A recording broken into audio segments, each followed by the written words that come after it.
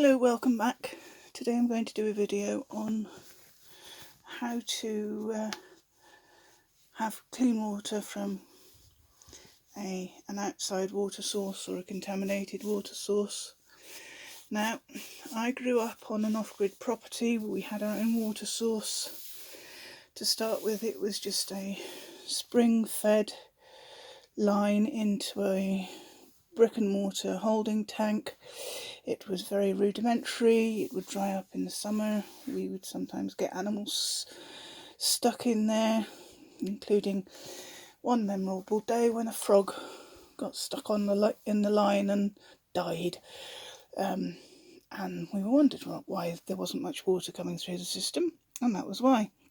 Eventually we were able to drill an artesian well very close to the house, and that provided us with excellent clean water, quality water, and because it wasn't far down, it was a good amount of water. So I suspect even in this summer it probably has not dried up. It was so well supplied.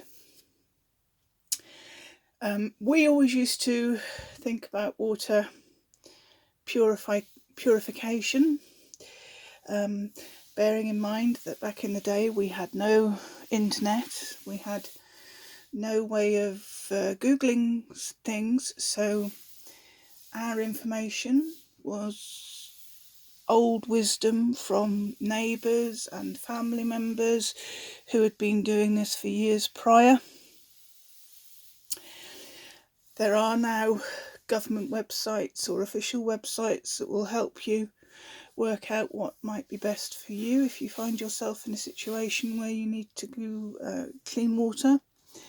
So please don't take my experiences as the exact way to go about things, but hopefully what I want to try and do is just educate a little bit on what constitutes pre-filtering versus filtering versus what we used to consider purification.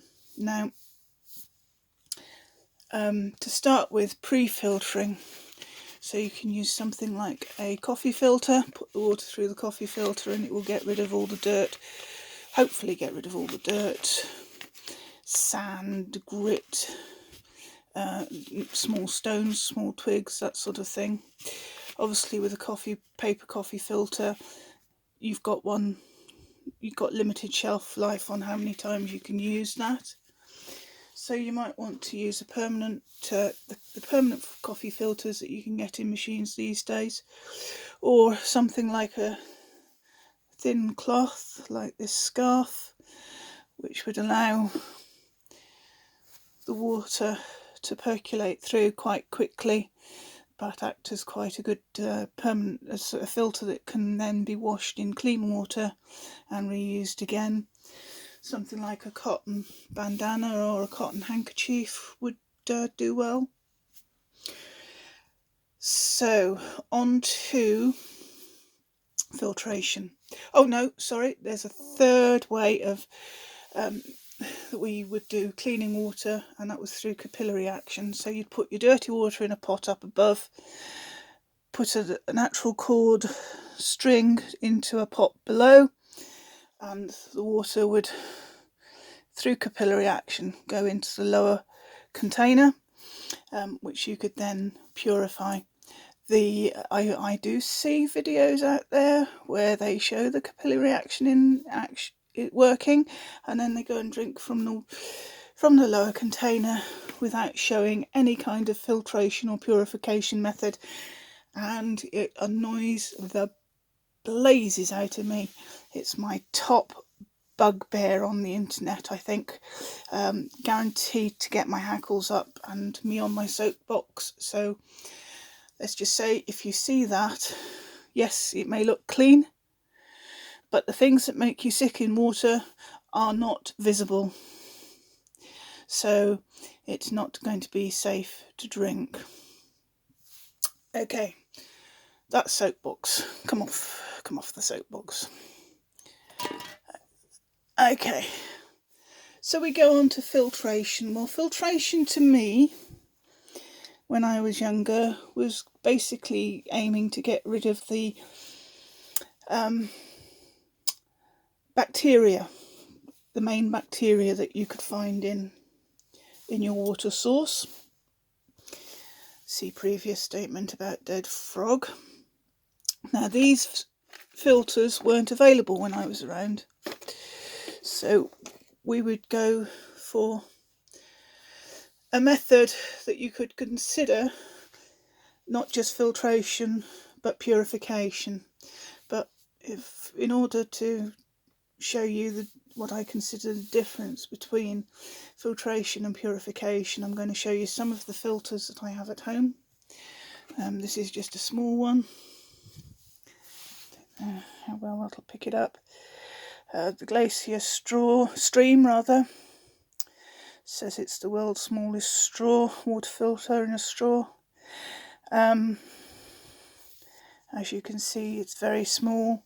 It has a built-in pre-filter, and you just use it like a straw. Here's the mouthpiece, so you suck on that and hopefully it'll clear out the main bacteria that you want to get rid of. Now, I just bought this on a whim because I was intrigued to see what it looked like. Would I trust it? I don't know. But just throwing it around. But for redundancy purposes, I've got it, and I think if nothing else was available, then I would use it. Then we go on to a slightly bigger straw.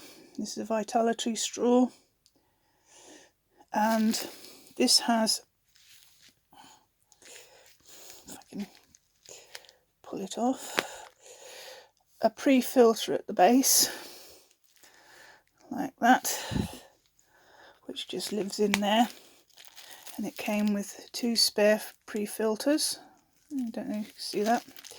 And basically what you do is you undo that cover, and if you see that white cotton like material, that's a pre-filter built into the straw. So what you do is you put your straw into the water that you want to filter and you drink straight out of it. Now this is an Aquapura. This is based very similarly to a Soya Mini filter. This one is more based on a life straw system, the most basic life straw system. These days you can get upgrades upon upgrades from various companies, but this is based along the same principle as a Soya Mini. You can either put the end in the water and drink it direct, or you can put a bit of tubing on if you want to extend the reach to your water source. It's got a threaded end, so you can attach it to an empty bottle, and then you can turn it upside down, squeeze the bottle and get a trickle of clean water out of the end and into a clean receptacle. Now, what I would recommend is, if you do that, or if you just drink straight from the water bottle that's attached, you'll need it at a slight angle to get the maximum use out of it. What I would recommend is wiping this all down to make sure that you don't get a dribble of water falling into your clean water that you're collecting, because all it takes is 1 drop of water.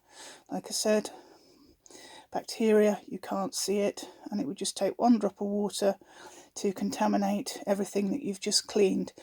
So just go that one step further, and every time you use something in contaminated water, wipe it down before moving on to a clean water source.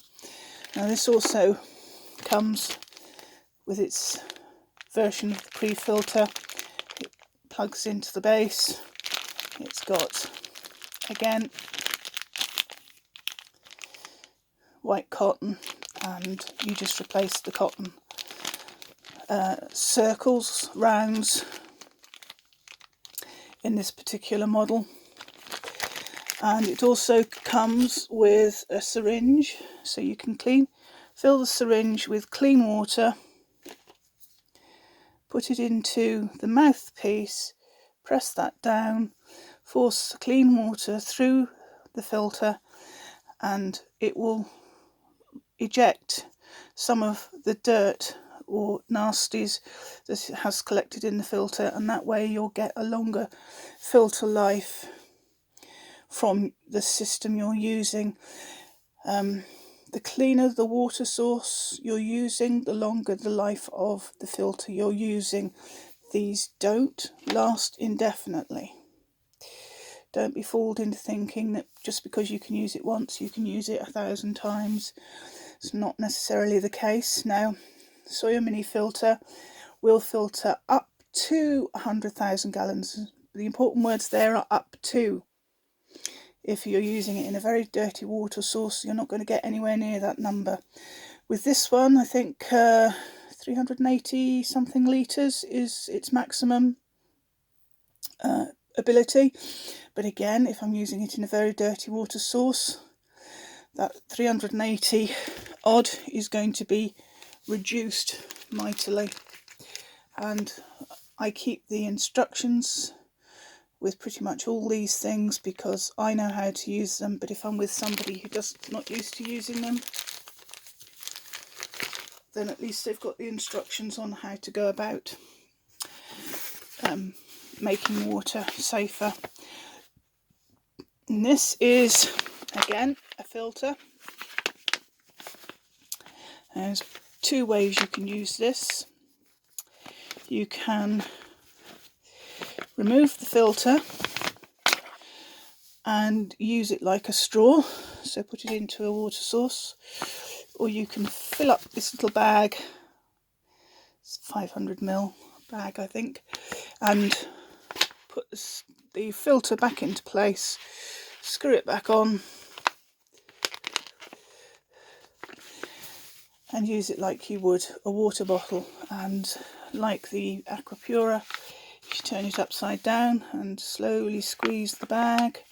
You're going to squeeze water through the filter, out through the mouthpiece and into a clean receptacle. So that is what I would consider water filters, but not necessarily water purifiers, because most of these filters, these personal filters, even the larger ones, are rated for bacteria but not necessarily viruses. So you need to perhaps go an extra step with viruses, and there are a few ways you can do that. And believe it or not, out of the 4 items I've got here, 3 are very old school. Now you've probably guessed one of them is being old school, and that is boiling your water.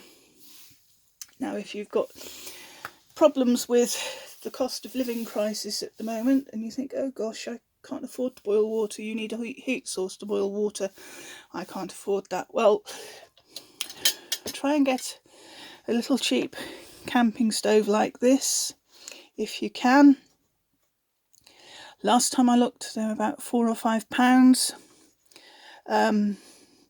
which was about a month, 2 months ago, something like that. And you can actually make homemade fuel tablets using something like toilet rolls or the cardboard of the inner cardboard of kitchen rolls. Fill it with a flammable material like tissues or cotton wool, or the lint out of tumble dryers can provide quite a useful burning material for the inside of these, especially if the clothes that have been in the tumble dryer are of a natural material, so cotton, that sort of thing. Man-made fabrics really aren't going to work because they don't burn, they just tend to melt because they're plastic based mostly.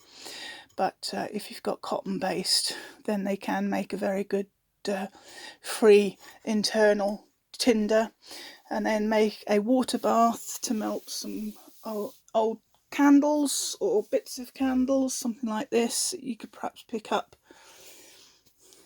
for nothing on Facebook or similar. So melt that in a water bath, which is the safest way of doing it, and then pour the melted wax into there. Now, the two issues you're going to have with that is that's going to produce a lot of smoke. So you could get smoked out of house and home if you use it in the house. So please try and use it outside.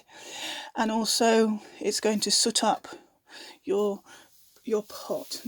Now, it doesn't need to be a camping pot. It can be any kind of metal holder that, such as a saucepan that you would use in cooking. So, but like I said, if you've got the option of using these outside, please do. If you haven't got the option of using them outside, perhaps try and set up something next to a window, so you can have the window wide open and, like I said, not smoke yourself out of house and home. But be very aware that will produce a lot of smoke. Now, the other old school method is going the chemical route. These sorts of tablets have been around for years. These particular ones do 1 litre of water. You put it in the 1 litre of water for 30 minutes and away to go. So they're quick, they're convenient, they're not that expensive.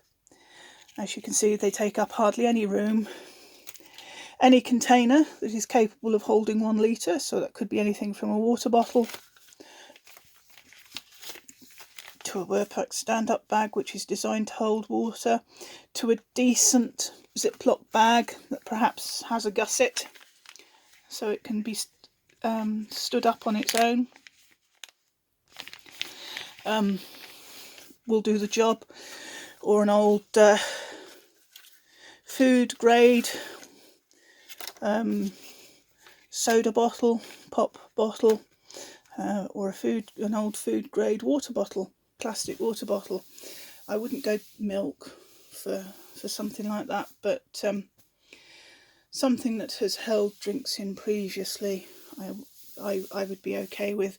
Now, the downside is you will get a chemical taste, which is why I say a soda bottle would, washed out, rinsed out, would be okay. Even if you've got a slight taste of whatever soda was in there, because you're going to end up with a chemical taste anyway. So at least it's going to be water purified. And I also have an expiry date. I don't know if you can see that. So those are the two big downsides. You can get other size tablet or other tablets by this maker that do more litres per tablet. I think it's 25 litres you can get them up to, and it's the same principle. For every 25 litres you put in X number of tablets and it will purify the water, so you're not using a whole host of these. So if you've got a large family and you decide to have a larger camping bottle water container, you might want to consider getting the larger version, or the more powerful version of these particular tablets. But like I said, they've been around for years, proven technology. And bizarrely, the other thing that's been around perhaps longer than people realise is ultraviolet light. This will purify water. Now, obviously, again, pre-filtering is important because you don't really want to be drinking water that's full of stuff that you're going to end up sifting between your teeth. But this is charged via USB here. The instructions are on the back, and I also have the instruction manual in the same bag where this is kept. When we first were looking into redoing our water supplies back in the very early 80s, one of the systems we looked at was an ultraviolet light system. that could be plumbed into the water line, and it would purify the water as it went through the line. It was very expensive though, so we just stuck with boiling water. We had a Rayburn, we had our own wood supply, and we just basically had a kettle on the top of the hob that chanted away to itself quite happily. So like I say, our main way of purifying water was boiling water, and that's, like I said, it's the most basic way of doing it. Now my favourite modern way of purifying water, they call themselves filters, but I personally think they do a lot more than that. This is only, again, my own personal opinion. And we're back to my favourite Epic water filters. The orange one is the outdoor water filter, meant for contaminated outdoor sources. Now I got to know of them with their black filters for mains water, and it was a revelation using that to drink water. I drink a lot of water, always have done, but I hated the amount of waste in plastic bottles that I had to endure, and a lot of other, they say, oh yes, we're filters, but actually all they do is tend to reduce the nasty tasting stuff like chlorine, and they don't actually remove it. Well, the Epic filters do tend to remove more than it reduces, so it's a much more efficient filter. So this led me on to their outdoor water filter, and although I've not had to use it in an emergency situation, because I trust them, I would have no hesitation in using them. Now you can actually go on their website and have a look at some of the stuff that they will reduce or remove, and you've I think 380 litres for this particular filter is what it will filter out, and it does everything from chlorine to cryptosporidium to volatile organic compounds, or they're known as VOCs, to industrial pollutants, agricultural runoff, pharmaceutical, trace pharmaceuticals, E. coli. They also do heavy metals, and they list a lot of heavy metals from aluminium to lead, from arsenic to zinc, and they have a filtration rate listed on those metals of 88.4% to 99.6%, depending on the metals involved. So if you're interested, you can go and read this all on their website. But interestingly, and microplastics.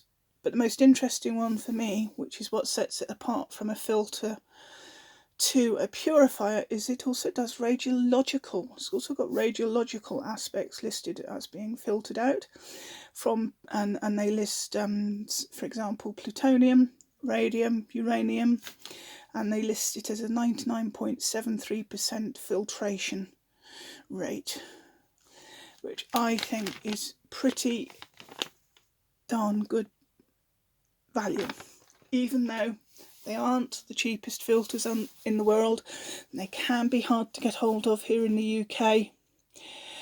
I have got a little stockpile brewing in my supplies, and I just I would trust them. That's what it comes down to. I just trust them.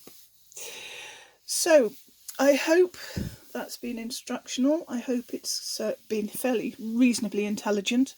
I hope my reasoning has made sense and has given you a place to start. Like I said, there are, when you're boiling water, I believe now that there are recommendations depending on your altitude, how long you boil your water for, how high up you are. Like I said, when I was a child, we would bring it to a rolling boil between 1 and 2 minutes, was the recommended wisdom of the time. And But obviously, if you're not sure, go and have a look on the websites that are around now.